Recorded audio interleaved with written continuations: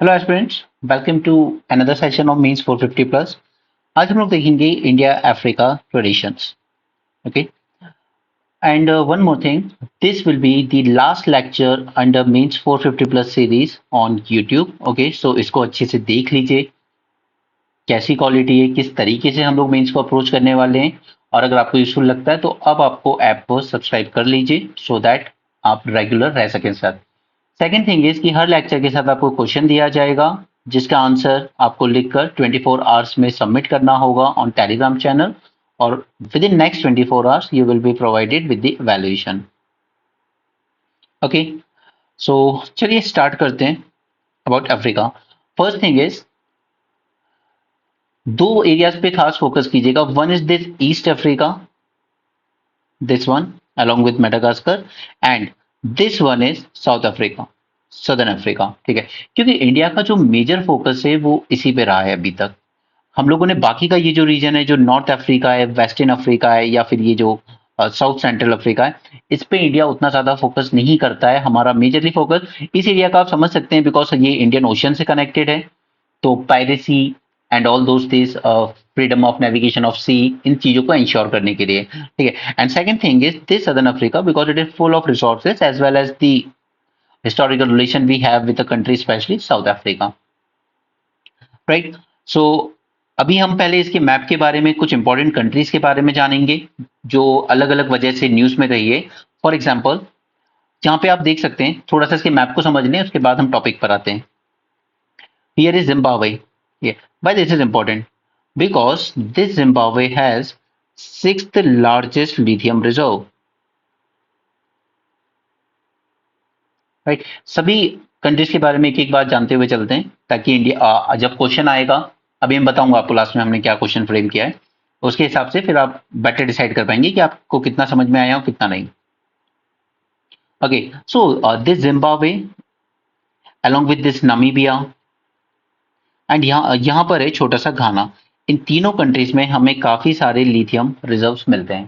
ठीक है, तो एक इस क्रिटिकल मिनरल जो है हमारा, जिसको हमें इलेक्ट्रिक व्हीकल में भी जरूरत पड़ेगी, जिसकी हमें बैटरीज में भी जरूरत पड़ती है, and eight the same time हम लोग जब बात करते हैं कि हमने गोल सेट किया है अपने सामने 500 गीगावाट रिन्यूएबल एनर्जी जनरेट करने का बाय 2030 अंडर पंच अमृत, तो उसमें भी हमें इन मिनरल्स की जरूरत पड़ेगी। क्योंकि इसीलिए कहते हैं African continent is the land of the future. आज हम जो भी एक फ्यूचर की बात कर रहे हैं वर्ल्ड के लिए, उसमें अफ्रीकन कॉन्टिनेंट का बहुत इंपॉर्टेंट रोल होने वाला है।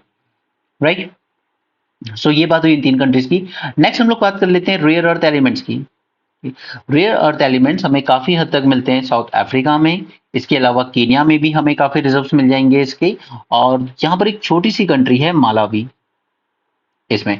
ठीक है, so these countries have good amount of rare earth elements. अब हमने अभी तक न्यूज़पेपर में देखा कि हम लोग F-35 के फाइटर जेट्स के इंजन लेने वाले हैं।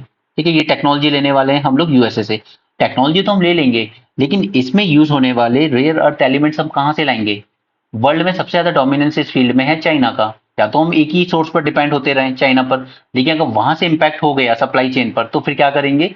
तो ये हमारे लिए एक ऑल्टरनेटिव कंट्रीज डेवलप बन के उभरती हैं, South Africa, Kenya and this Malawi, right, for a source of rare earth elements, जो कि डिफेंस टेक्नोलॉजीज में बहुत ज्यादा इंपॉर्टेंट होता है। और क्रिटिकल मिनरल्स और रेयर अर्थ एलिमेंट में मैंने एक और सेशन आपके साथ किया हुआ है पहले मेंस 450 प्लस में, उसको इसके साथ ही लिंक करके देखेंगे आप, तभी एक अच्छा आंसर फ्रेम कर पाएंगे जो क्वेश्चन मैंने आपको लेक्चर के एंड में दिया है फ्रेम करके। ओके, नेक्स्ट एंड सबसे ज्यादा इंपॉर्टेंट है दिस साउथ अफ्रीका अगेन, क्योंकि इस साउथ अफ्रीका के पास अकेले 90% ऑफ द रिजर्व्स आते हैं प्लैटिनम ग्रुप मेटल्स के। और इस प्लैटिनम ग्रुप मेटल्स में फॉर एग्जांपल जैसे पैलेडियम, जो आप लोग अपने वो चार्ट में देखते हो 11 12 के एनसीईआरटी में, रोडियम, ठीक है, इसके 90% reserves of this platinum group metals ये अकेले साउथ अफ्रीका में मिलते हैं हमें। ठीक है, इसका यूज अगर आप देखेंगे तो ये यूज किया जाता है इन दी कैटालिटिक कन्वर्टर। देखिए, ये पॉइंट्स आप लिख लीजिए क्योंकि ये आपको यहाँ नोट्स में नहीं मिलेंगे, इसे मैं आपको एक्सप्लेन करने के लिए दे रहा हूँ। कैटालिटिक कन्वर्टर्स में हम लोग इसको यूज कर सकते हैं, हम लोग इसको इलेक्ट्रॉनिक्स में यूज करते हैं, हम लोग इसको डिफेंस में यूज करते हैं, राइट। एंड हम लोग बात कर रहे हैं ना हाइड्रोजन फ्यूल सेल बनाने की, उसमें भी हम लोग इसी को यूज करते हैं, दिस प्लैटिनम ग्रुप मेटल्स को। Similarly this DRC, democratic Republic of Congo, along with this Zambia, ये कॉपर का बहुत बड़ा हब है। ठीक है, और शायद ही ऐसा कोई इलेक्ट्रॉनिक इक्विपमेंट होगा जिसमें कॉपर यूज नहीं होता है। ठीक है, तो अगेन ये हमारे रिन्यूएबल एनर्जी से लेकर इलेक्ट्रिक व्हीकल तक हर चीज में हमारे लिए इंपॉर्टेंट होगा। सिमिलरली यहाँ पे दो कंट्री है, Mozambique and Madagascar. these countries are important source of graphite। Again electric vehicle में यूज होगा, बैटरीज में यूज होगा एंड सो ऑन। फिर यहाँ पे आप एक कंट्री देख सकते हैं, गेबॉन। गेबॉन क्यों न्यूज में था? बिकॉज यहाँ पे हमारे सिरप से 60 चिल्ड्रंस की डेथ हुई। अब इससे क्या नुकसान हुआ? इससे हमारे इंडिया की इमेज को एक धक्का पहुंचा, क्योंकि ये इसके बाद माना गया कि इंडिया बहुत ही इंफीरियर टाइप के फार्मास्यूटिकल प्रोडक्ट्स हमारी अफ्रीकन कंट्रीज को सप्लाई करता है। सिमिलरली कीनिया, ठीक है, इथियोपिया, इन कंट्रीज की शिकायत ये है कि आपके यहाँ जो ऑलरेडी मशीनरीज, जेसीबी, ये सब जो यूज हो चुकी होती है ना 8-10 साल, आप वो हमें एक्सपोर्ट कर देते हो। तो again problem is inferior quality of goods. ठीक है, वो ट्रस्ट ब्रेक होता है, वो ब्रांड इंडिया की इमेज बेकार होती है। ओके, इसके अलावा यहाँ पे ये दो छोटी कंट्रीज हैं, one is Rwanda and another one is Burundi. And Rwanda is important because India ने इसके साथ स्ट्रेटेजिक पार्टनरशिप साइन की है। इवन जब ये पार्टनरशिप साइन हुई थी तब जो ऑफिशियल्स इसमें पार्ट थे वो भी ये कह रहे थे, वी आल्सो डोंट नो कि इसमें क्या स्ट्रेटेजिक है, what Rwanda can give to India. देखिए, बट अब जो भी है स्ट्रेटेजिक पार्टनरशिप इसके साथ हमने साइन की है। और रवांडा ही न्यूज में था जब ऋषि सुनाक ने यूके में ये प्रपोजल रखा था कि यहाँ पे जितने माइग्रेंट्स हैं उनको हम रवांडा भेज सकते हैं और रवांडा को एक लमसम अमाउंट दे सकते हैं, ताकि ह्यूमन राइट्स की बात भी हो जाएगी कि हमने किसी को इस तरीके से फोर्स नहीं किया, और यहाँ पे रवांडा को भी इकोनॉमिकली एक पैकेज मिल जाएगा। राइट, उसके बाद सूडान एंड साउथ सूडान का इशू हमने समझा था पहले। इसके बाद ना ऑयल रिजर्व बहुत सारे हैं, लेकिन दिक्कत ये हुई कि जब इन कंट्रीज में डिवीजन हुआ तो साउथ सूडान के पास चले गए ऑयल रिजर्व्स, और जो पूरी पाइपलाइन थी वो पाइपलाइन रह गई सूडान में। ठीक है, तो अल्टीमेटली इस पार्टीशन से दोनों को उसी तरह नुकसान हुआ जैसे इंडिया पाकिस्तान को नुकसान हुआ, और इस सूडान में आज भी लड़ाई जारी है अलग अलग एथनिसिटी के ट्राइबल्स में। देन यहां पर है नाइजीरिया, और ये वो कंट्री है जो कहती है कि अगर साउथ अफ्रीका डिजर्व करता है परमानेंट सीट इन यूएनएससी, अगर कल को रिफॉर्म होते हैं, तो फिर नाइजीरिया भी डिजर्व करता है। और इन्होंने यहां पर ये जो कंट्री आप देख रहे हैं छोटी सी, ये है Botswana, sorry not Botswana, this is Swaziland. यहां पर एक समिट हुआ था 2005 में, इन्होंने कहा था कि we want at least 5 seats as non permanent member and 2 seats as a permanent member, और उसमें कहा था कि अगर साउथ अफ्रीका को दोगे एक सीट तो एक नाइजीरिया को भी देनी होगी। राइट, सिमिलरली यहाँ पे इकोवास करके एक ऑर्गेनाइजेशन न्यूज में रहता है, क्योंकि ये जो कोट आइडिवरी है, ठीक है, घाना है, बुर्किना फासो है, इन सब में मिलिट्री coup हुआ, और तब इकोवास ने इसको वार्निंग दी थी कि हम आपके अगेंस्ट मिलिट्री एक्शन ले सकते हैं। ठीक है, तो ये कुछ कंट्रीज जो न्यूज में रही फॉर डिफरेंट रीजन। और ये जो अल्जीरिया है, लिबिया है, तुनिशिया, मोनाको, ये सब थोड़ा सा मेडिटेरियन क्रॉस करोगे तो सीधे फ्रांस पहुंचोगे, इसलिए यहाँ पर हमें फ्रांस का अच्छा खासा इंटरफेरेंस देखने को मिलता है आज भी।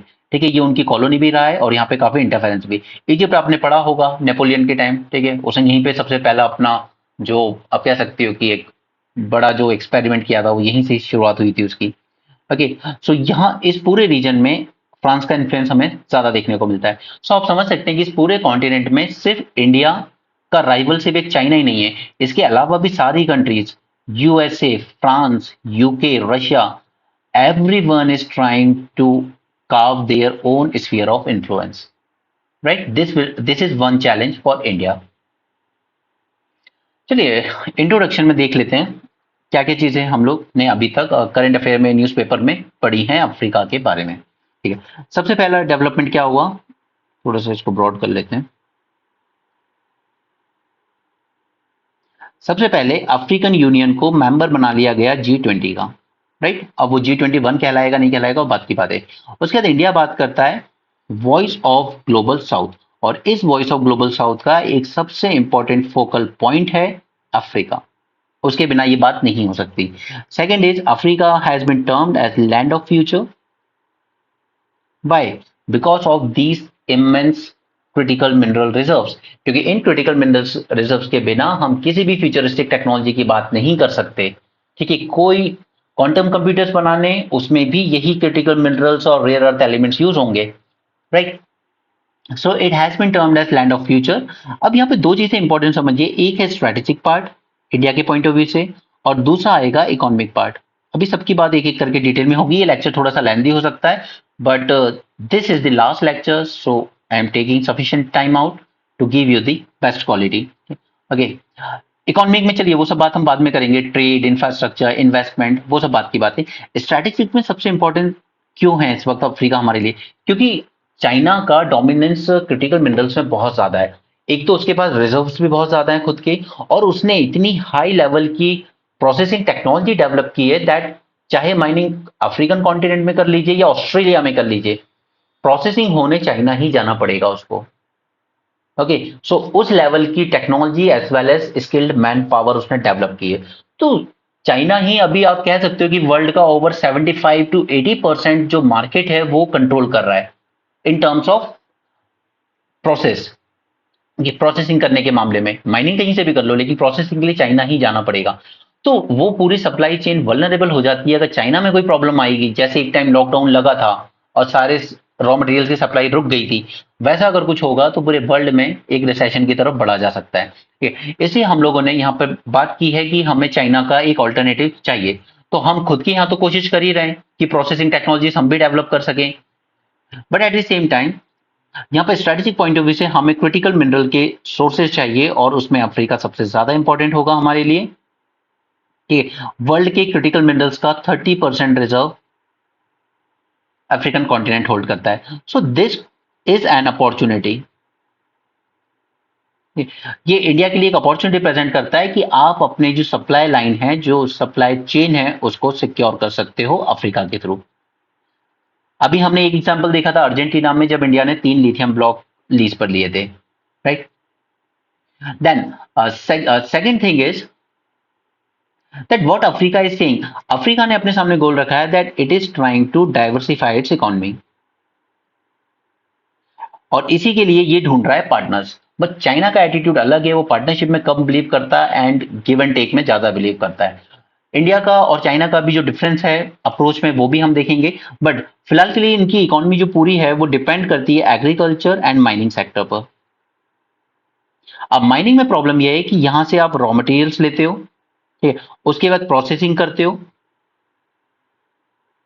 देन उसको यूज करके आप एक मैन्युफैक्चरिंग, एक फाइनल गुड बनाते हो, राइट, और उसको फिर एक्सपोर्ट किया जा सकता है। अच्छा, ये लोग ये चाहते हैं कि आप यहां पर जो भी कर रहे हैं वो हमारी ही कंट्री में कीजिए। दैट इज, अगर रॉ मटेरियल चाहिए आपको तो आइए इन्वेस्ट कीजिए हमारे यहाँ, माइनिंग कीजिए। अब माइनिंग के लिए हमें दोनों चीज की जरूरत होगी, पहले एक्सप्लोरेशन, यानी कि कितने रिजर्व्स कहाँ हैं, उसके लिए स्पेस टेक्नोलॉजी का कॉपरेशन जरूरत पड़ेगा, तो स्पेस कॉपरेशन में भी इंडिया और अफ्रीका पार्टनरशिप कर सकते हैं, राइट। और उसके बाद अल्टीमेटली माइनिंग, ठीक है, तो उसमें भी इनको काफी सारा इन्वेस्टमेंट ये इनवाइट करना चाहते हैं। सेकंड थिंग इज प्रोसेसिंग की अगर बात करें तो आप प्रोसेसिंग प्लांट्स हमारे यहाँ लगाइए, ठीक है, इससे हमारे लोगों को एम्प्लॉयमेंट मिलेगा, इससे हमारे लिए रेवेन्यू जनरेट होगा। और आपने देखा होगा कि अधिकतर ये जो अफ्रीकन कंट्रीज हैं लाइक जिम्बाब्वे, ये डेट में फंस जाती हैं।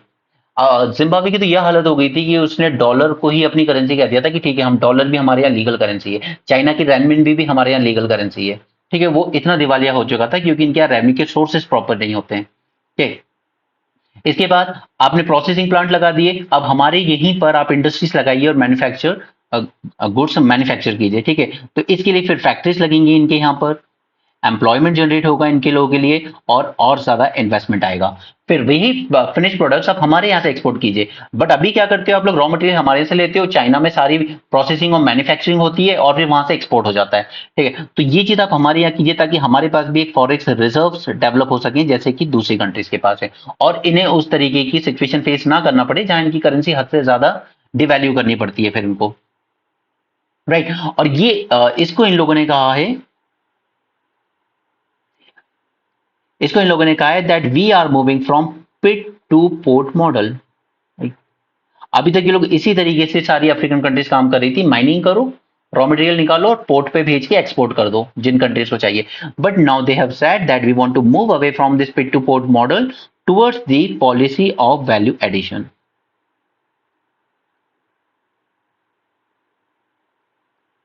राइट। ओके। सो अब अगर हम बात करें कि यहाँ पे चाइना और इंडिया के बीच में अप्रोच में डिफरेंस क्या है, सी चाइना का अप्रोच एक अलग लेवल का है। फर्स्ट, इस पे एलिगेशंस लगते हैं कि जब ये कहीं पे प्रोजेक्ट में इन्वेस्ट करता है तो वहां पर ये फोर्स डिस्प्लेसमेंट करता है वहां के लोकल लोगों की। और ये करता है, इसलिए मैंने आपको कहा था, जब सूडान का मैं आपको साथ डिस्कस कर रहा था न्यूज़पेपर, मैंने आपको कहा था कि चाइना हमेशा दो पार्टीज में उस पार्टी को फेवर करता है जो ज्यादा ऑटोक्रेटिक है, ताकि सीधे इनको पैसा देना है और अपने प्रोजेक्ट क्लियर एंड माइनिंग शुरू। ठीक है, डेमोक्रेटिक पार्टीज को सपोर्ट करने में चाइना ज्यादा बिलीव नहीं करता। इसलिए इस पे एलिगेशंस लगते हैं कि वहां के लोकल लोकल लोगों को फोर्सफुली डिस्प्लेस करता है, उनके एनवायरमेंट को डैमेज करता है। सिमिलरली ये अपनी लोकल वर्कफोर्स लेके आता है, अपने चाइना से ही टेक्नीशियंस, इंजीनियर्स, इवन वर्कर्स, ये सब अपने यहाँ से लेके आता है। यहाँ के लोकल लोगों को ऐसा कोई ज्यादा एम्प्लॉयमेंट देखने को नहीं मिलता है। दूसरा, अभी जो सबसे लेटेस्ट 2 दिन पहले ही हमने डिस्कस किया था, एक प्रोजेक्ट था नाइजीरिया में, वहां पर human rights as well as sexual abuse के एलिगेशंस लगे थे चाइनीज एंड फ्रेंच कंपनीज पर। सो ओवरऑल चाइना की जो पॉलिसी है वो एक्सप्लॉइटेटिव है इन द अफ्रीकन रीजन। वो इक्वल पार्टनरशिप में कम बिलीव करता है और एक्सप्लॉइटेशन करने में ज्यादा बिलीव करता है। It treats the African continent as a colony, just like Britishers used to treat India as a colony for supply of raw material. Cotton India से लेके जाते थे, मैनचेस्टर में कपड़ा बनाते थे और फिर इंडिया के मार्केट में आके वापस सेल करते थे। राइट। सो अब देखिए ये सब चाइना क्यों कर पा रहा है, क्योंकि उसके पास है डीप पॉकेट्स। ठीक है, वो जितनी चाहिए आपको उतनी फंडिंग दे देगा। अभी इनका जो समिट हुआ उसमें इन्होंने $51 बिलियन का फंड अलाउ किया। ठीक है, वो लोन के फॉर्म में दे, ग्रांट के फॉर्म में दे, वो उसकी मर्जी है। सेकंड, इंडिया इसमें क्या कर सकता है?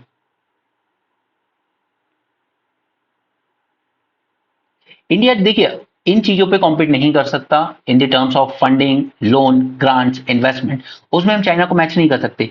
But what different we can do एक गुडविल यहां पे क्रिएट करने के लिए, first is we can be their responsible partner.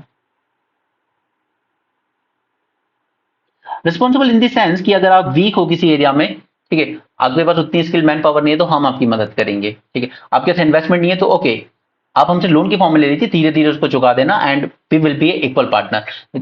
This should be a responsible partnership, not like big brother attitude नहीं होना चाहिए यहाँ पर कि हम सिर्फ आपको दे सकते हैं और बदले में हम जो मांग रहे हैं बस आप वो दे दो। No, it should not be like that. But हमें उनकी कैपेसिटी बिल्डिंग पे फोकस करना है, उन्हें उस लायक बनाना है कि वो खुद ये चीजें बाद में अपने आप कर सकें। ठीक है, वो एटीट्यूड नहीं रखना है जो अभी कीनिया में हो रहा है। कीनिया में इस वक्त अडानी ग्रुप ने जो वहां पे नायरोबी एयरपोर्ट टेक ओवर किया था उसके अगेंस्ट प्रोटेस्ट चल रहे हैं। तो उस टाइप की इमेज नहीं बनानी है। Second thing is we need to follow the ethical business practices. और ये होगा जब हम वहां की कंपनीज के साथ, वहां की लोकल कंपनी के साथ ज्वाइंट वेंचर करेंगे। ठीक है, हमें सिर्फ अपना प्रॉफिट नहीं देखना है, हमें आपको भी उतना केपेबल बनाना है। जो भी प्रॉफिट होगा, जो भी डेवलपमेंट होगा, उसके फ्रूट्स दोनों को इक्वली मिलने चाहिए। Third is we should work on increasing their capacity building. अब इसके लिए हम लोग काफी प्रोग्राम्स आज से नहीं, आजादी के बाद से चला रहे हैं। आईटीएस बहुत सारे प्रोग्राम चलते हैं हमारे। एजुकेशन, अभी हमने मोजाम्बिक मोजाम्बिक में हमने खोला एक, सॉरी तंजानिया में हमने एक आईआईटी का कैंपस खोला हुआ है वहां पे। ये इसके अलावा काफी स्कॉलरशिप्स हम लोग ऑफर करते हैं, काफी अफ्रीकन स्टूडेंट्स हमारे यहाँ पढ़ने आते हैं। और उसके बाद भी अलावा भी हमारे जब यहाँ से प्रोजेक्ट्स आते हैं तो हम भी अपने काफी इंजीनियर्स और ट्रेनर्स को लेकर जाते हैं ताकि वो वहाँ की लोकल पॉपुलेशन को ट्रेन कर सकें और वो उसमें एम्प्लॉयमेंट मिल सके उनको। ये अल्टीमेटली गोल ये होना चाहिए that both countries should equally reap the fruit of development. ठीक है, सिर्फ ये चीजें हैं जो इंडिया को चाइना से थोड़ा अलग बना सकती हैं। राइट, तो इतनी चीजें अभी तक ये सब हमने न्यूज़पेपर डिस्कशन के साथ की थी। ठीक है, तो आई होप कि आप ये सारी चीजें रिलेट कर सकते हैं खुद को। ठीक है, अब चलिए हम लोग चलते हैं अपने मेन टॉपिक पर।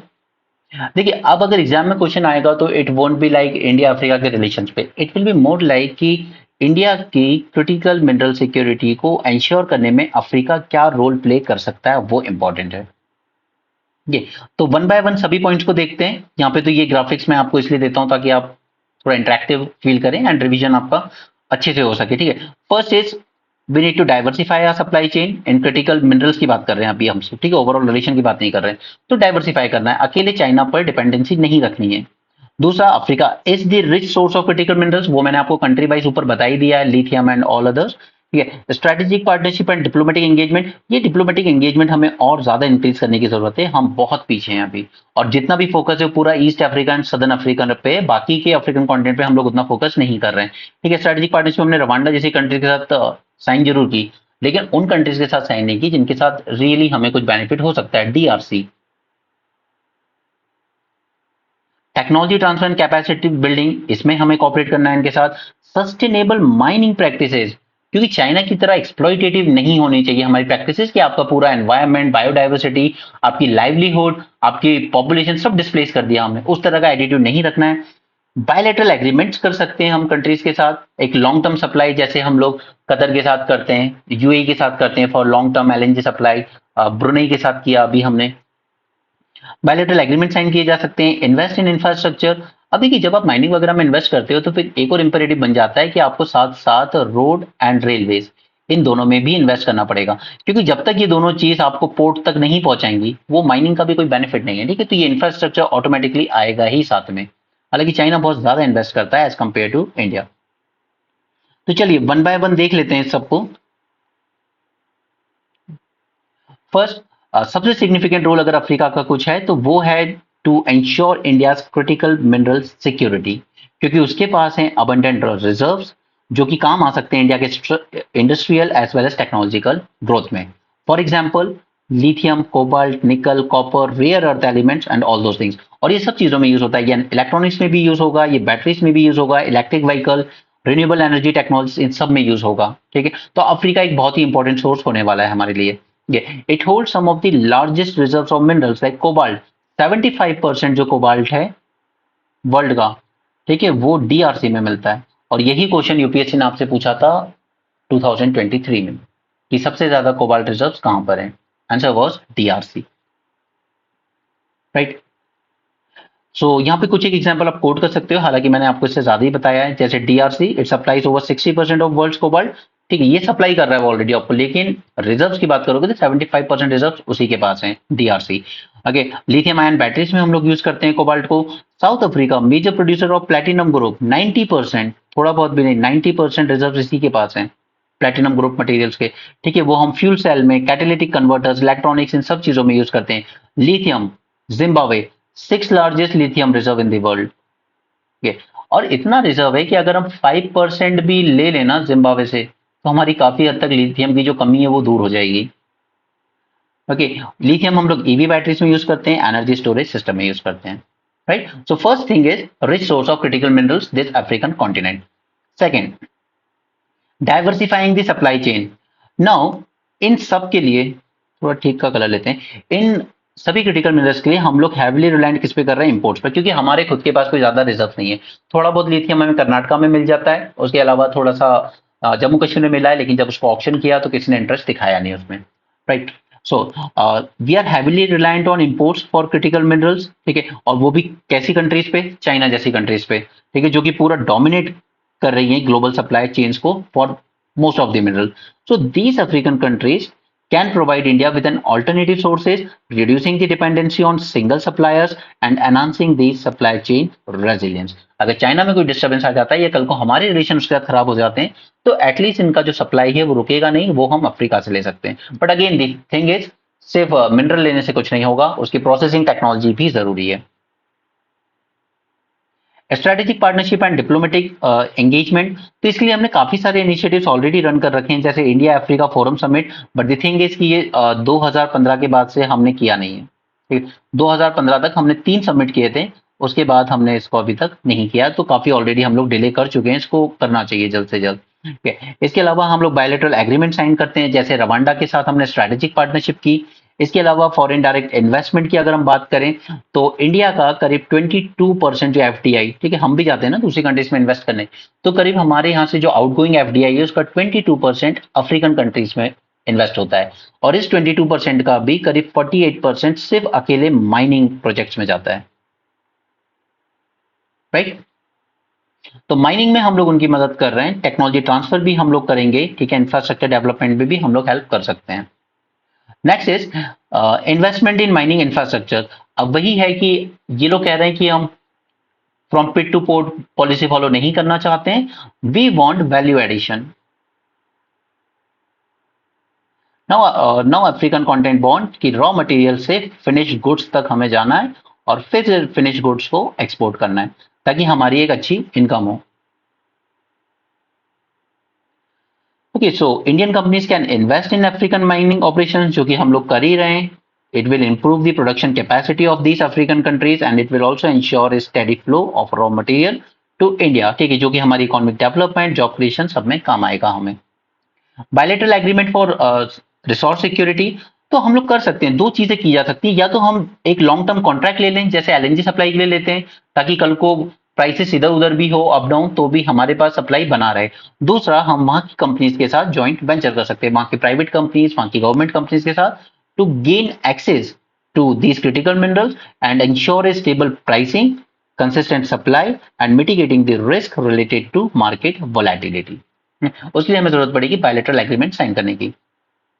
दूसरा, चाइना वाली गलती नहीं करनी है, सस्टेनेबल माइनिंग प्रैक्टिसेस होनी चाहिए। It should promote sustainable and ethical mining practices. वहां के लोकल लोगों को हार्म करके, डिस्प्लेस करके, उनके लाइवलीहुड एनवायरमेंट को डिस्टर्ब करके माइनिंग नहीं करनी है, right. We need to ensure that environmental and social sustainability, okay, ताकि ग्लोबल रेपुटेशन बनी रहे इंडिया की and we can be seen as a responsible consumer of critical minerals, okay, not an exploitative one. दूसरा, technology transfer and capacity building में हम लोग मदद कर सकते हैं। We can provide them with the technology specially in mining sector. We can train them for value added processing of minerals उनकी खुद की टेरिटरी में, within their territory, okay, instead of exporting the raw materials, ठीक है, ताकि एक shared benefits मिल सके दोनों को, उनके लिए जॉब्स क्रिएट हो और वैल्यू एडिशन हो उनका, और इंडिया को सिक्योर हो सके क्रिटिकल मिनरल्स की सप्लाई, राइट। तो ये अगर आपसे क्रिटिकल मिनरल्स के रिस्पेक्ट में पूछा जाए तो ये पॉइंट्स आप उसमें लिख सकते हैं, ठीक है। अब चलिए हम ओवरऑल आ जाते हैं कि आखिर कौन कौन से एरियाज में और इंडिया अफ्रीका कॉपरेट कर सकता है। सो पॉलिटिकल लेवल पे हम बात करेंगे, UN reforms, WTO and all those things, right. Political cooperation, energy and natural resources में, इकोनॉमिक एंड ट्रेड रिलेशन में, investment and all those things. Space में, क्योंकि एक्सप्लोरेशन भी करना है तो स्पेस टेक्नोलॉजी, सैटेलाइट्स की ही मदद लगती है। ओवरऑल साइंस एंड टेक्नोलॉजी जैसे बायोटेक्नोलॉजी में, वैक्सीनेशन, मेडिसिन वगैरह बनाने में, ओके, क्योंकि जितनी भी नई बीमारियां आती हैं उनकी शुरुआत होती कहीं ना कहीं अफ्रीका से ही है। जूनोटिक डिजीजेस की बात कर रहे हैं। Defence and sorry defence and security में हम लोग कोलैबोरेट कर सकते हैं क्योंकि अल्टीमेटली ये पायरेट्स का इशू बहुत ज्यादा चलता है ईस्टर्न अफ्रीकन कोस्ट पे, इंडियन ओशन में। हेल्थ, फार्मास्यूटिकल्स, एग्रीकल्चर में, क्योंकि अभी भी इनकी इकोनॉमी जो अधिकतर है वो एग्रीकल्चर पे डिपेंड है, बट सबसे ज्यादा अगर क्लाइमेट कहीं पे नुकसान पहुंचा रहा है एग्रीकल्चर को तो वो अफ्रीकन कॉन्टिनेंट में। तो अब इसमें हम लोग क्या कर सकते हैं, हमने बनाई है ना, जैसा कि आईसीआर ने क्लेम किया है 2000 से ज्यादा क्लाइमेट रेजिलियंट सीड वेराइटी हम शेयर करेंगे इनके साथ। हम अच्छी वाटर प्रैक्टिसेस शेयर करेंगे, जीरो बजट नेचुरल फार्मिंग, ठीक है, कम से कम कंजम्पशन हो, ऑर्गेनिक फार्मिंग प्रैक्टिसेस, ये सब हम इनके साथ शेयर कर सकते हैं। एजुकेशन कैपेसिटी बिल्डिंग तो हम कर ही रहे हैं, स्कॉलरशिप देते हैं, हमने अपने आईआईटी की ओवरसीज ब्रांचेस भी खोली वहां। टेक्नोलॉजी डिजिटल इकोनॉमी में जैसे यूपीआई हो गया, आधार हो गया, ठीक है, यहाँ पे वैक्सीनेशन के लिए हम लोग कोविन जैसे प्लेटफॉर्म को कर सकते हैं। मेडिसिन की मूवमेंट की मॉनिटरिंग के लिए यूविन प्लेटफॉर्म, ठीक है, ये सब हम इनके साथ शेयर कर सकते हैं, जिसको हम ओवरऑल कहते हैं कि इंडिया स्टैक्स, ठीक है, डीपीआई हमने पढ़ा था, India stacks. Okay, climate change, environmental sustainability, इन सब पे हम लोग कोलैबोरेट कर सकते हैं क्योंकि ये सब कॉमन थ्रेड्स हैं, राइट। तो आपको एक बात रियलाइज हो रही है कि न्यूज़पेपर में जो डिस्कशन करते हैं हम वो कितना ज्यादा रेलेवेंट है इस तरह के टॉपिक्स को हैंडल करने में, ठीक है। मैं सेम चीजें बार बार रिपीट इसलिए करता हूं ताकि आपके सबकॉन्शियस माइंड में बैठ जाए और जब आप फिर आंसर राइटिंग करोगे आपको चीजें ईजी लगेंगी। ओके, पॉलिटिकल कॉपरेशन, बस इस काफी सारे पॉलिटिकल लेवल पर इनिशिएटिव्स बनाए गए। अब देखिए, चाइना ने जब बीआरआई शुरू किया था ना तो उसका सिंपल गोल था कि मुझे अपने यहाँ तो मैंने बहुत कुछ बना लिया, कंस्ट्रक्शन सेक्टर में चाइना इज लाइक वो कोई भी चीज बहुत कम टाइम में बना के दे सकता है। तो उसने बीआरआई इनिशिएटिव लॉन्च इसलिए किया था कि अब हमारे यहाँ तो ओवर प्रोडक्शन हो चुका है, ओवर कैपेसिटी हो चुकी है हर चीज की, घोस्ट टाउन बने पड़े, रहने वाले लोग नहीं है वहां। तो इन्होंने कहा ओके, हमारी ये जो कंस्ट्रक्शन की सुपर पावर है इसको हम अलग अलग कंट्रीज में जाके अब यूज करेंगे, हम अफ्रीका के लिए बिल्ड करेंगे, ठीक है। लेकिन बीआरआई का सबसे बुरा साइड जो था कि इसमें कोई ट्रांसपेरेंसी नहीं थी। चाइना ने डेट ट्रैप पॉलिसी अपनाई, कंट्रीज पे डेट क्रिएट करता है और फिर उनकी पॉलिटिकल पावर और इकोनॉमिक पावर्स को मैनिपुलेट करता था, अपनी कंपनीज के लिए प्रोजेक्ट्स लेता था। यहाँ पे जो अधिकतर इन्वेस्टमेंट आता है ना वो चाइना की पब्लिक कंपनी से आता है, यानी गवर्नमेंट कंपनीज पे, and they are backed by Chinese government as well as Chinese public sector banks. ये बहुत कंसेशन पे लोन देते थे, ठीक है, जाइए वहां एक्वायर कीजिए, माइनिंग एक्वायर कीजिए, खरीद लीजिए, कंपनीज खरीद लीजिए, ठीक है। तो इस तरीके से इन लोगों ने वहां की सब कुछ खरीदना शुरू कर दिया, और यही रीजन था कि कोविड के टाइम हमारे यहाँ पर काफी सारी फार्मा कंपनीज को ओवरटेक कर रही थी चाइनीज इन्वेस्टमेंट, और इसलिए फिर हमने चाइना से आने वाली एफडीआई पर रिस्ट्रिक्शन लगाई थी।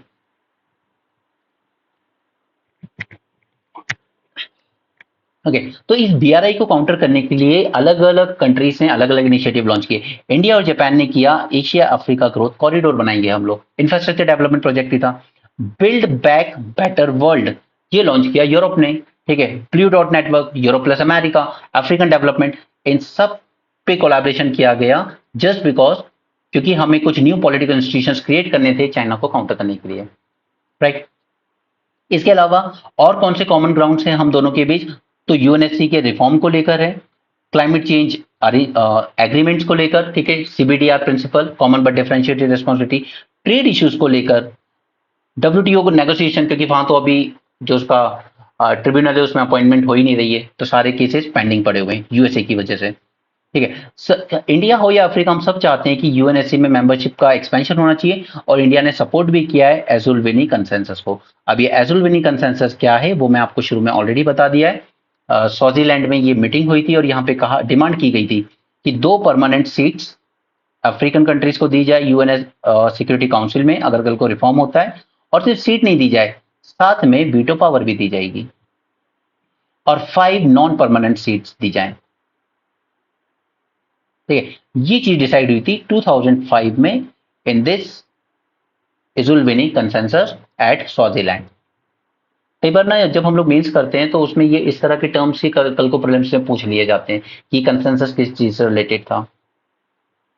ओके, इसके अलावा और क्या कर सकते हैं, हमने अपनी एंगेजमेंट इंप्रूव करनी होगी रीजनल ऑर्गेनाइजेशंस के साथ, जैसे इकोवास जो वहां पर मिलिट्री थ्रेट की वार्निंग दे रहा था उन कंट्रीज को जहां पर खूब हुआ है। ओके, उसके बाद African continental free trade agreement इनका 2021 में बन चुका है कि पूरे अफ्रीकन कॉन्टिनेंट को इन्होंने कॉमन मार्केट बनाया है, और कॉमन मार्केट बनने से हुआ क्या है, आज ये उतना ही बड़ा मार्केट बन चुका है जितना कि इंडिया बन चुका है। 1.3 बिलियन पॉपुलेशन है इनकी भी, सभी अफ्रीकन कंट्रीज की मिलाकर, इंडिया की 1.4 बिलियन है, राइट। बट फर्क अभी सिर्फ इतना है कि इंडिया की परचेसिंग पावर और यहाँ के लोगों की परचेसिंग पावर में थोड़ा सा फर्क है। इसके अलावा हम लोग और कहाँ पे मिलते हैं, ब्रिक्स में मिलते हैं, OIC, new development bank etcetera, right. So this is about political cooperation, sufficient point है, आप एक दो भी लिखोगे हर हेडिंग में तो भी बहुत अच्छा आंसर बना लोगे। Next is bilateral trade.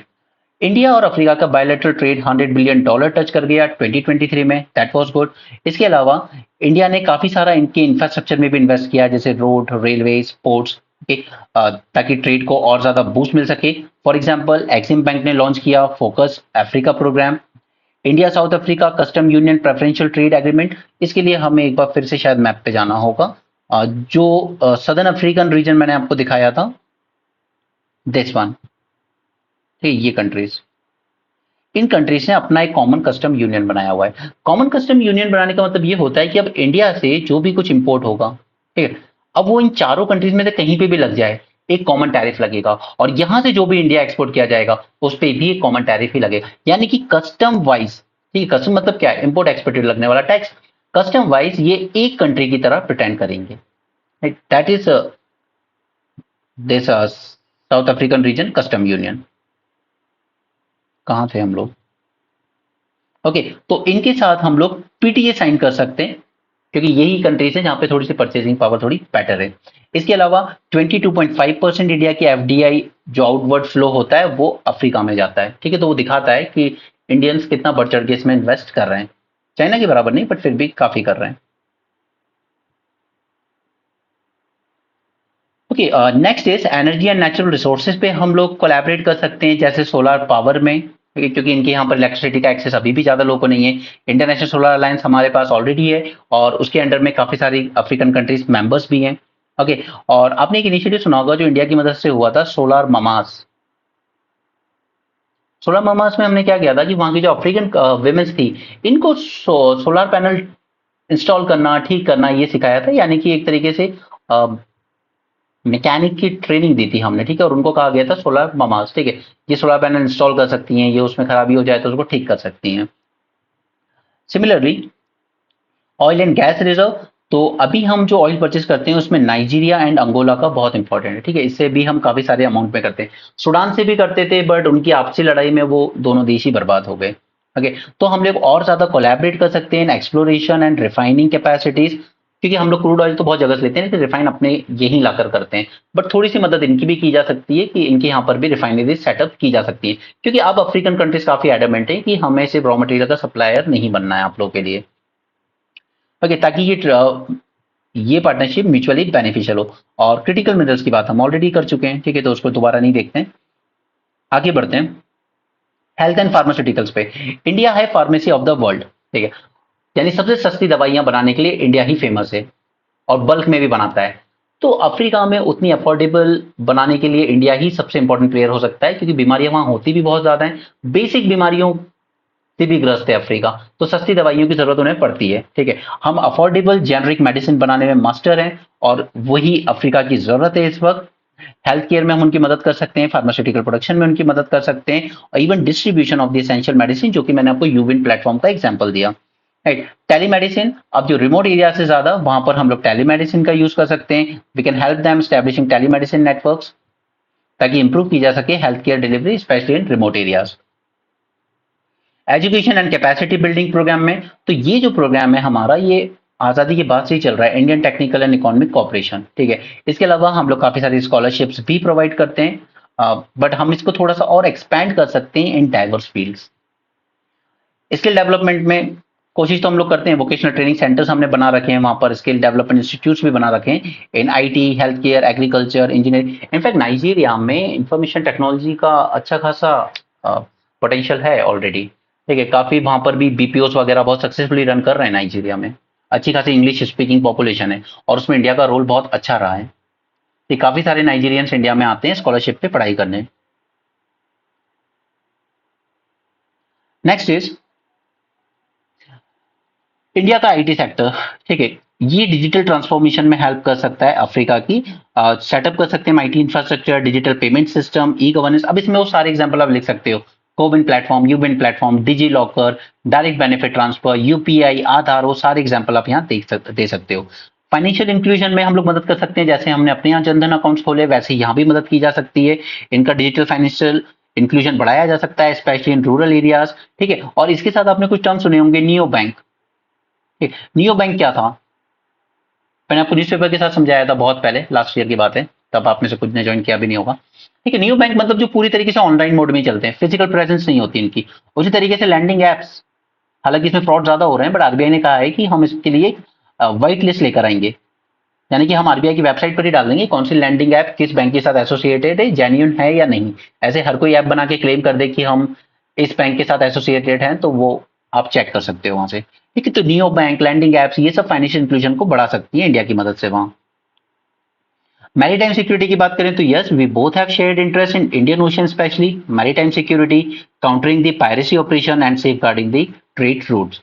Counter terrorism and peace keeping, अब पीस कीपिंग मिशन में सबसे बड़ा कंट्रीब्यूटर अगर कोई रहा है यूएन के लिए तो वो इंडिया रहा है, ठीक है। Long history, we have long history of this UN peace keeping operation in Africa, काफी शहीद भी हुए हैं हमारे जवान इन चीजों में, ठीक है। So increase cooperation in counter terrorism, intelligence sharing, capacity building of African security forces as well, ठीक है। और इनकी पुलिस को हम लोग कई बार ट्रेन भी करते हैं अपने यहाँ पर। क्लाइमेट चेंज एंड सस्टेनेबिलिटी पे हम लोग साथ में वर्क कर सकते हैं, जैसे इंटरनेशनल सोलर अलायंस, ठीक है, coalition for disaster resilience, and we can extend our soft power influence through these organisations. उसी तरीके से वाटर मैनेजमेंट में रेन वाटर हार्वेस्टिंग, ठीक है, वाटरशेड डेवलपमेंट और छोटे छोटे कैनाल्स वगैरह जैसे हमने अपने यहाँ बना रखे हैं, हम इनको प्रमोट कर सकते हैं। इसके अलावा जब एग्रीकल्चर की बात आती है तो उसमें फिर हम लोग बीटी, ठीक है, बायोटेक्नोलॉजी, क्योंकि अल्टीमेटली हमें क्या करना है, हमें क्लाइमेट रेजिलिएंट सीड्स प्रोवाइड करने पड़ेंगे इन लोगों को, ठीक है, जैसे कि हमारे आईसीआर ने क्लेम किया है कि हमने बनाए, ठीक है। हीट वेव्स बढ़ती जा रही हैं, फ्लड ड्रॉट्स आते जा रहे हैं, तो इसमें मदद कर सकते हैं। प्रिसीजन एग्रीकल्चर में मदद कर सकते हैं, zero budget natural farming promote कर सकते हैं। हमने नैनो यूरिया बनाया है जिससे इनपुट कॉस्ट कम हो जाएगी, तो इनकी भी इनपुट कॉस्ट कम करने में मदद कर सकते हैं। हम ऑर्गेनिक फार्मिंग को प्रमोट कर सकते हैं इनके यहाँ पर, राइट। ऑल दोज थिंग्स हम इनके एग्रीकल्चर को बेटर बनाने में मदद कर सकती है। हमारे यहाँ भी मोस्टली फार्मर्स थोड़े पुअर एंड वीक हैं, इनके यहाँ भी सेम सिचुएशन है। उसी तरीके से हमारी एग्रीकल्चर टेक्नोलॉजी में जो भी हमारे पास है, drought resistant seeds, improve irrigation system, farm mechanisation. अभी फार्म मैकेनाइजेशन में एक चीज का ध्यान रखिएगा कि अफ्रीका में ना विमेन काफी ज्यादा एंगेज है एग्रीकल्चर में। इसके लिए जरूरी हो जाता है कि हम प्रॉपर तरीके की, जैसे स्मॉल ट्रैक्टर्स आते हैं, ठीक है, जिनको विमेन भी हैंडल कर सकती हैं, इस तरह की फार्म मैकेनाइजेशन पे हम ज्यादा स्ट्रेस दें। Next is cooperation in food processing. तो इसके लिए हम लोग जॉइंट वेंचर स्टैब्लिश कर सकते हैं ताकि उनका वैल्यू एडिशन कर सकें एग्रीकल्चर प्रोडक्ट्स में। वही सेम बात है, सीधे टमाटर सेल करना है या उसको केचप बना के सेल करना है, ज्यादा इनकम आपकी कहाँ होगी, राइट। तो वो वैल्यू एडिशन एनहांस करने में हम लोग मदद कर सकते हैं इनकी।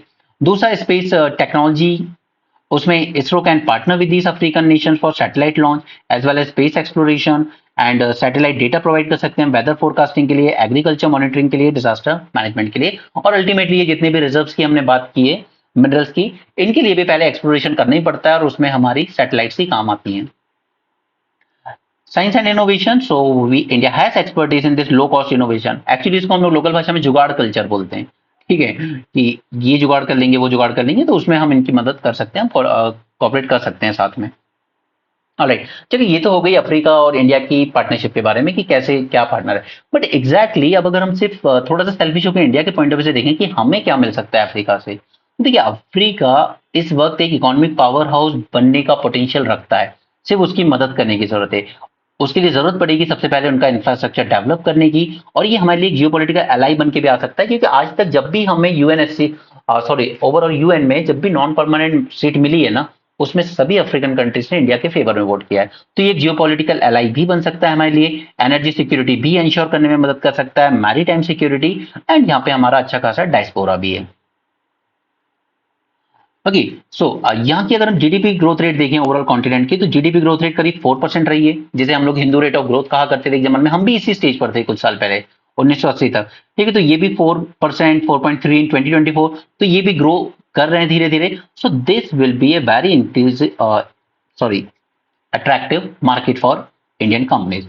बायलैटरल ट्रेड की बात करें तो ऑलमोस्ट $100 बिलियन टच कर चुका है, जिसमें से $43 billion mining and mineral sector में गया है। यानी कि हमें अपने इन्वेस्टमेंट को भी थोड़ा सा डाइवर्सिफाई करने की जरूरत है towards agriculture and others, right. उसी तरीके से अफ्रीकन कॉन्टिनेंट, इन्होंने अपने आप को फ्री ट्रेड बना लिया है। इन कंट्रीज की बॉर्डर्स इन्होंने बिल्कुल इकोनॉमिक टर्म्स में खत्म कर दिए, वन सिंगल मार्केट की तरह ऑपरेट कर रहा है सिंस 2021, और ये सिंगल मार्केट बनता है 1.3 बिलियन पीपल का, equivalent to Indian market, right. So this offer immense potential for Indian export as well, Indian export as well as investment.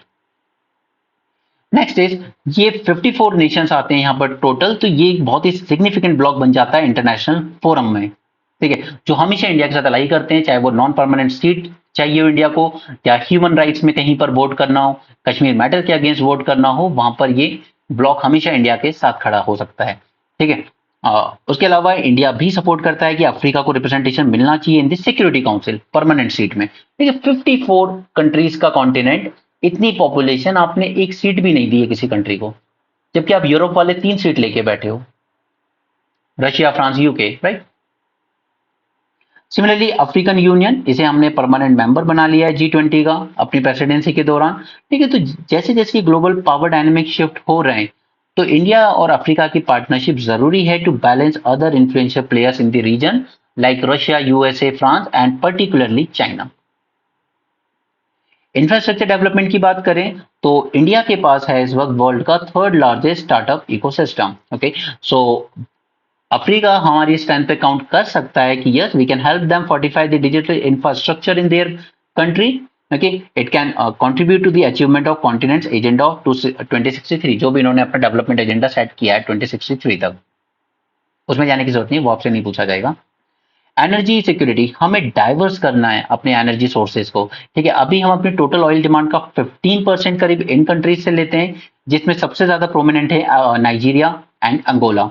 Vast mineral reserves ये लोग रखते हैं, specially the critical minerals, okay. और India इस वक्त energy transition की बात कर रहा है, 2030 तक हमें जो भी हमने गोल रखे हैं रिन्यूएबल एनर्जी को लेकर, ठीक है, हम लोग हाइड्रोजन फ्यूल सेल की बात कर रहे हैं, तो उस सब में ये मिनरल्स बहुत काम आएंगे, ठीक है। तो ये ट्रांजिशन और टेक्नोलॉजिकल एडवांसमेंट में अफ्रीका हमारा एक अच्छा पार्टनर बन सकता है। आईएसए इंटरनेशनल सोलर अलायंस में करीब $2 बिलियन तक के सोलर प्रोजेक्ट सैंक्शन किए गए फॉर अफ्रीका। सिमिलरली ये पार्टनरशिप इंडिया की एनर्जी नीड को तो सिक्योर करेगी ही, but at the same time Africa के भी इलेक्ट्रिफिकेशन गोल में मदद करेगा India, and this will be a win win situation for both. Maritime security में तो हमने यहाँ पे कई कंट्रीज के साथ डिफेंस एग्रीमेंट साइन किए हैं, जैसे मोजाम्बिक एंड मेडागास्कर। इनफैक्ट हम लोग एक ट्राइलेटरल एक्सरसाइज भी परफॉर्म किए हमने 2020 में। It was the first edition of India Mozambique Tanzania trilateral exercise, right. ये एक मैरीटाइम एक्सरसाइज थी तीनों कंट्रीज की नेवी की। इसके अलावा एंटी पायरेसी ऑपरेशन बहुत सारे चलते हैं, specially off the coast of Somalia since 2008, and we have protected not just Indian but even the global maritime trade in this region. Diaspora बहुत बड़ा है, 3 मिलियन स्ट्रॉन्ग इंडियन डायस्पोरा है यहाँ पर, ठीक है। प्रवासी भारतीय दिवस हम लोग हर साल परफॉर्म करते हैं, और 2019 में it was focused on Indian diaspora in Africa, aiming to strengthen economy as well as cultural ties. Challenges भी काफी हैं, ठीक है। बस अब ये लास्ट टॉपिक पॉइंट है, ये खत्म हो जाएगा यहाँ पर। ओके, आई नो लेक्चर थोड़ा लेंदी हो रहा है, but I want to finish this once for all. Okay, उसके बाद जो भी आता रहेगा मैं यहाँ पे स्पेस दिया है मैंने आपको नोट्स के बीच में, to take your own notes. जो भी नई डेवलपमेंट्स होती रहेंगी अगले 1 साल तक आपके मेंस तक, इसी में अपडेट करते रहिएगा। जियो पॉलिटिकल कॉन्टेस्ट, सारी बिग पावर्स यहाँ पे अपना इन्फ्लुएंस बनाना चाहती हैं। इन्वेस्टमेंट इनर्शिया, इंडिया उतना बढ़ चढ़ के इन्वेस्ट नहीं करता है यहाँ पर। चाइनीज असर्टिवनेस, वो तो क्लियरली विजिबल है। इंडियन प्रोडक्ट्स का परसेप्शन काफी नेगेटिव हो गया है। गैबॉन में सिरप का इंसिडेंट हुआ, ठीक है। अडानी ग्रुप का ये जो टेक ओवर हुआ है नायरोबी का, उसको लेकर। नेग्लेक्टिंग ओवरऑल कॉन्टिनेंट, हम वेस्ट और सेंट्रल और नॉर्थ अफ्रीका पे उतना फोकस नहीं कर रहे हैं, ठीक है। कोई प्रॉपर फोकस पॉलिसी नहीं है चाइना की तरह कि हमें क्या क्या टेक ओवर करना है वहां पे, लाइक माइंस को लीज पे लेना है, एक्वायर करनी है, ठीक है, या ज्वाइंट वेंचर करने हैं, क्या हमारी जो प्राइवेट और पब्लिक कंपनीज वहां इन्वेस्ट कर रही हैं, क्या गवर्नमेंट उनको बैक कर रही है, किसी तरीके से हमारे पब्लिक सेक्टर बैंक्स क्या इनको सॉफ्ट लोन प्रोवाइड कर रहे हैं कि वहां पे चाइनीज इन्वेस्टमेंट से कॉम्पीट कर पाए। कोई प्रॉपर स्ट्रेटेजी नहीं है, कोई प्रॉपर फोकस नहीं। और दूसरा है रेशियल अटैक्स, ये दिल्ली वगैरह में आप देखोगे अधिकतर कि इन पे एक्यूजेशन लगते हैं कि they are working as a drug peddler, और कुछ हद तक सच भी है, ठीक है। तो इसको लेकर एक नाइजीरियन स्टूडेंट के साथ लिंचिंग हो गई थी एंड ही डाइड। तो इस तरह के रेशियल अटैक्स फिर पार्टनरशिप को नुकसान पहुंचाते हैं। Alright, so Africa as a ground of geopolitical contest. There is competition among at least half a dozen external partners such as China, Russia, US, Europe, France, Turkey, UAE, सब लोग, ठीक है। और कल हमने जब यूएई की बात की थी मेंस के सेशन में, तब मैंने आपसे कहा भी था India can use UAE as a gateway to the Africa, right. Okay, so सभी का गोल सेम है, मार्केट एक्सेस चाहिए, एनर्जी एंड मिनरल सिक्योरिटी चाहिए, and political and economic influence चाहिए। गोल इन सब कंट्रीज का सेम ही है। इंक्रीज चाइनीज असर्टिवनेस, तो चाइना ने बहुत ज्यादा रोल प्ले किया है वहां पर इंफ्रास्ट्रक्चर को डेवलप करने में, रिसोर्स प्रोवाइड करने में, फाइनेंस प्रोवाइड करने में। Okay, it has invested enormously in Africa in terms of money, materials and diplomatic push. Okay, और वो $50 बिलियन की फंडिंग अभी उसने जो फोरम समिट हुआ था इनका उसमें डिक्लेयर की है। तो यहाँ पर जो हमारा ओवरऑल इन्वेस्टमेंट इस कॉन्ट्री में it lag behind those of China and even other western countries, कि यहाँ पर जो इंडियन कंपनीज है वो उतना रिस्क परसेप्शन नहीं रखती हैं, lack of local market knowledge कि यहाँ के लोगों की एग्जैक्ट डिमांड्स क्या है, and competition from well establish players like China. China ने अफ्रीका के साथ फोरम समिट करना शुरू कर दिया था 2000 में, हमने शुरू किया 2010 के आसपास जाके, ठीक है। 2010 भी नहीं, आई थिंक प्रिसाइजली 2013 में किया था हमने। ओके, जैसे अभी इंडिया की कंपनी थी आरके रोल मित्तल, ठीक है, इसने एग्जिट कर दिया वहां पर। एक बहुत बड़ा प्रोजेक्ट था $2.2 billion iron ore project in Senegal, ये एग्जिट कराया हम लोग। जीएमआर ग्रुप एक टाइम पे डेवलपमेंट कर रहा था वहां पे एयरपोर्ट्स की, उसने एग्जिट कर दिया। तो उतना रिस्क इंडियन कंपनीज ले नहीं रही हैं, क्योंकि ऑब्वियस बात है कि यहाँ से रिटर्न उतनी आसानी से इतनी जल्दी नहीं आएंगे अभी। लेकिन चाइनीज कंपनी के रिस्क इसलिए लेती हैं क्योंकि उनको पूरी बैकिंग प्रोवाइड होती है चाइनीज गवर्नमेंट की, और चाइनीज गवर्नमेंट वहां की जो लोकल गवर्नमेंट होती है अफ्रीकन कंट्रीज में, उन पर एक प्रेशर रखती है, हम आपके यहाँ इन्वेस्ट करने को तैयार नहीं, बट रिटर्न में हमें क्या मिलेगा। अब अफ्रीकन कंट्रीज रिटर्न में क्या दे सकती हैं, वो देती हैं कि हम अगली ये जो भी माइनिंग एक्सप्लोरेशन होगा, जो भी माइंस वगैरह मिलेंगी, उसके राइट सबसे पहले चाइनीज कंपनीज को ऑफर करेंगे। अगर चाइनीज कंपनीज में इंटरेस्ट नहीं दिखाती हैं तब हम दूसरी कंट्रीज को ऑफर करेंगे, ठीक है। यानी कि चाइना एक प्रायोरिटी बन जाता है उनके लिए। Okay, so yes, there is investment cap that limit India's economic footprint and influence in Africa. Indian products perception काफी नेगेटिव हो गया। इंफीरियर क्वालिटी के प्रोडक्ट्स आप सप्लाई करते हो from pharmaceutical to used machineries. Tainted syrup, kidney failure हुआ यहाँ पर 60 बच्चों का इन गैम्बिया इन 2022, ठीक है, काफी बदनाम हुआ इंडिया, ठीक है। तो इसने इंडिया की इमेज, रेपुटेशन डैमेज की, मार्केट शेयर भी खराब किया अफ्रीका में हमारा। इसके अलावा neglecting overall continent, we are too focused on the east and southern African while neglecting the other regions. अगर हम इंडिया के एक्सपोर्ट्स की बात करें टू साउथ अफ्रीका अलोन, तो वो अकेले साउथ अफ्रीका को ही हम लोग करीब 8.5 बिलियन डॉलर का एक्सपोर्ट करते हैं, इतनी सारी कंट्रीज होते हुए भी, right. West African countries economic potential रखती हैं अच्छा खासा, ठीक है, गोल्ड रिजर्व भी इनके पास बहुत सारे हैं, जैसे हमने देखा ऊपर घाना, राइट। लेकिन उनको हमने कंपैरेटिवली काफी लेस अटेंशन दिया है, क्योंकि वहां पे थोड़ा पॉलिटिकल टर्मोइल चलता रहता है, कूप वगैरह होता रहता है। लेकिन चाइना तो इन्हीं कूप का ज्यादा फायदा उठाता है। जिस पार्टी ने भी कूप कर लिया, जिस मिलिट्री लीडर ने भी कर लिया, उसको और ज्यादा सपोर्ट करता है चाइना।